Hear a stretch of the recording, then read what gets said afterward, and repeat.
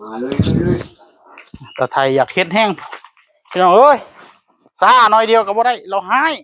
บ่น็อตตัวนี้คือเป็นตะเหยียบแท้ฮะได้บัดนี้ได้ลุยได้บ่ทาไปเลยได้บัดนี้ได้นี่กันอยู่2 คนหรือไปหาไปอีก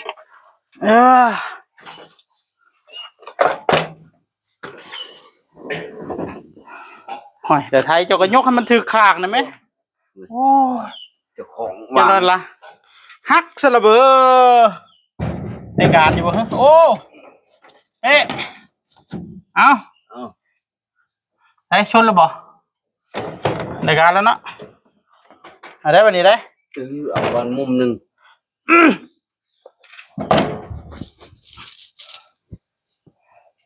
บรรยากาศตอนเช้าในการเลย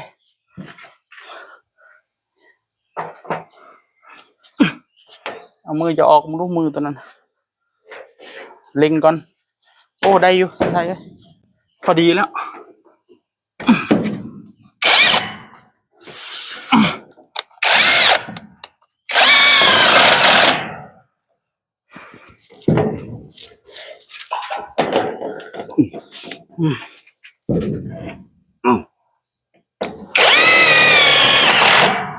กัดแขวน้ำข่อยบ่เดี๋ยวนี้โอ้ข่อยเป็นผู้ยิงเจ้าเป็นผู้กัดแขวโอ้เฮ้ยยกคอยก็ใส่แห้งกันดิโอ้รุดด้วยละนัดเอานี่ใส่ถุงเจ้านี่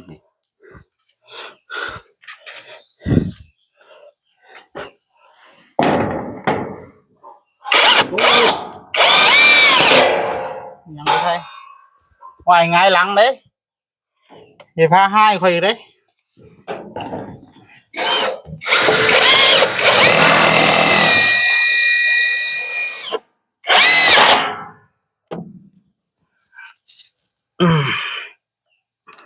ได้การเลยโอ้ลูกโตขนาดเลยหมดตัวนี้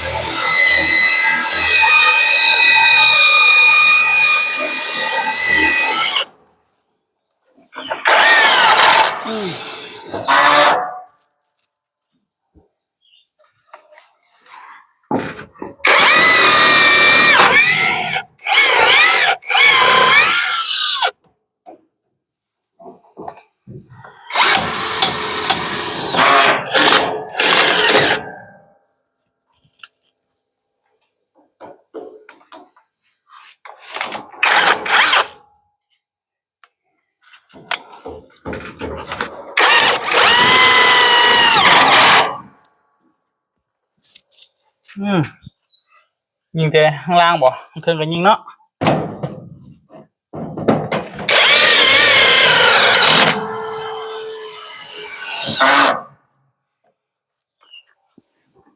พอเสียหลายเปลืองน็อตโอ้ห่อนเอาแต่ไทยเนาะพอแต่การต้นนั้นก็พอดีเลยบ่โอ้ต้องได้บากคือเก่าแล้วนี่บากแล้วมุมตรงกลางนี่เห็นยังไงยังได้บากถือกว่าอ๋อขี้เลยลูกขึ้นบากเทิงนี่บ่สิขึ้นบากเทิงนี่บ่หรือว่าวัดเอาขึ้นมาจ้ะบากเทิงนี่ก็ได้มายกมายกผิดทางอีกแล้วเจ้านี่ฮักอย่าเฝ้าอย่าโอ้โตสิพลิกทันทีเลยเนาะเจ้าก็ได้เนาะลงบ่แม่นอยู่บ่ทางมันแบบนี้วัดนี่ยังแล้วบ่ตะไทยเป็นจะได้แล้วเป็นบ่เอาซะมันบ่ได้ก็บ่ได้สากมันเด้อแม่นอยู่ก่อนผิดข้างมันบ่ได้ฉากมัน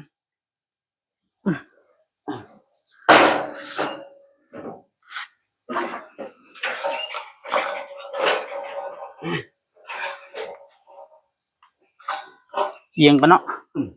ว่าสิวัดตลับเป็ดเอานี่เอา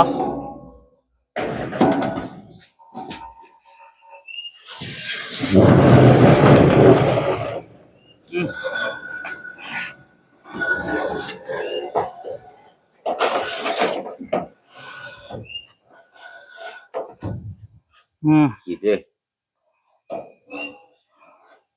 เดี๋ยวเอาชนคุณนั่นละแบบนี้ละใช่ลูกหมูอยู่ข้างล่างปุ่นนะปะทุบ แต่ก่อนเฮ้ยเอาเพื่อนเนี่ยเพื่อน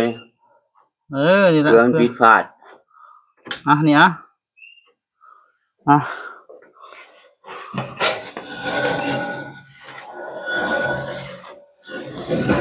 เอาเลยนะ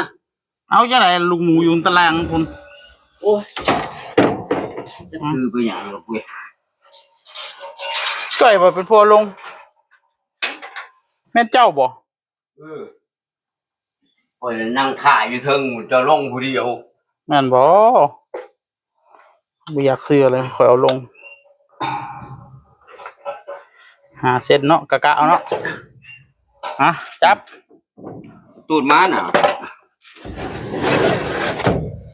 คนจับให้ใส่แห้งเถอะ เป็นจังซี่ เอา ในการเลยนี่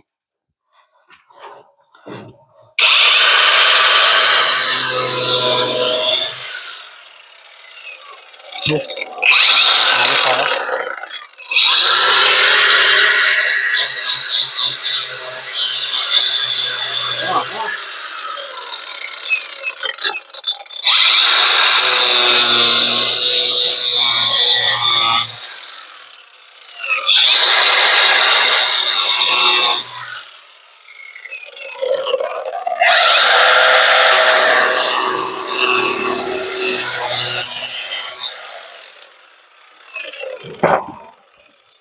จะได้อยู่บ่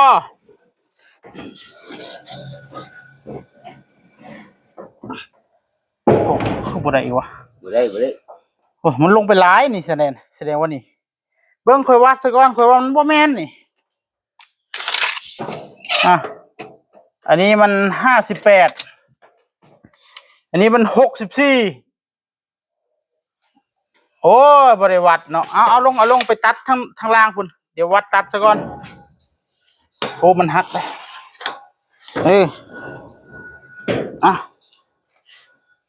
จ้ะเดี๋ยวค่อยวัดซะก่อนเดี๋ยวเจ้าตัดเดี๋ยวจับให้เดี๋ยวลงไปรับข้างล่างไป ดี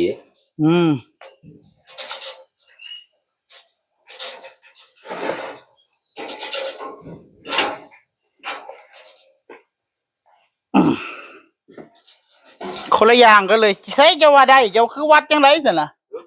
จะวัดจังไรว่าคือได้แทกเบิ่งซื่อๆกะความน่าจะเป็นซื่อ58เดี๋ยวนี้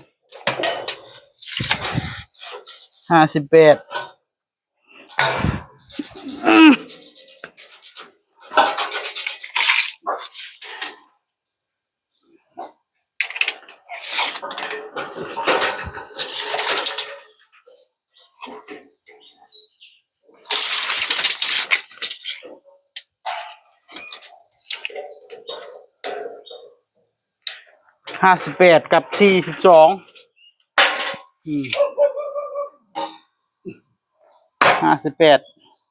เคพี่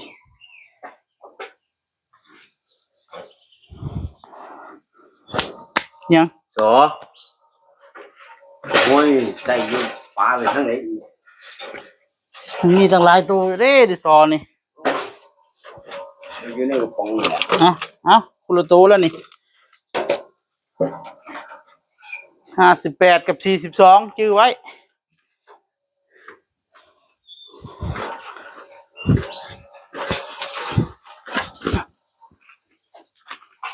บ่แม่นตัดแค่นี้ตาไทย บ้า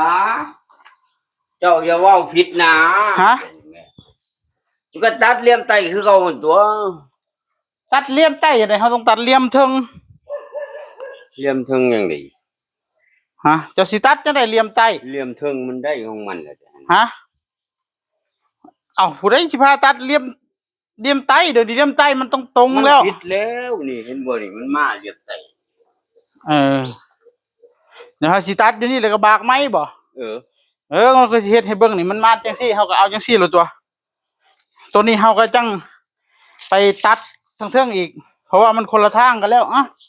58เสื้อข่อยนี่วะกับเท่าไหร่ โอ้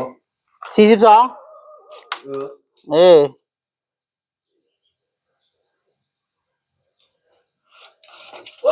เอาดีดเต้าแล้วก็นำเลย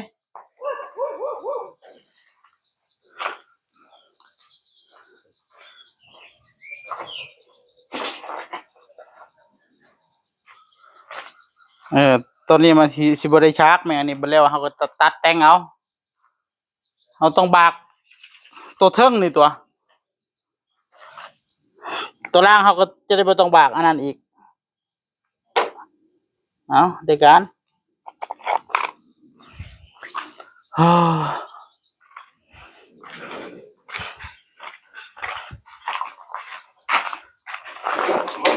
เอาทางโรงงานไว้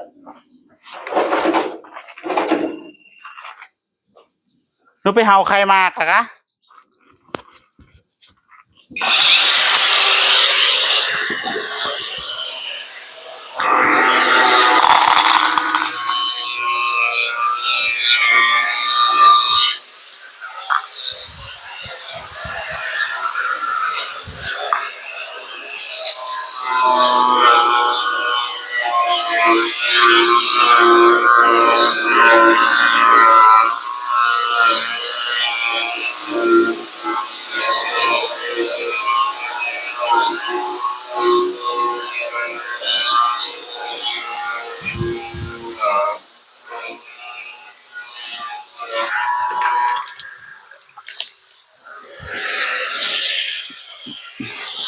ไปนอนใต้รถเร็วไปนอนใต้รถลงไปนอนตรงโน้นเร็วลงมาไปนอนข้างล่างโน้นนะลงมาทางนี้ลงลายไปเลยนะลาย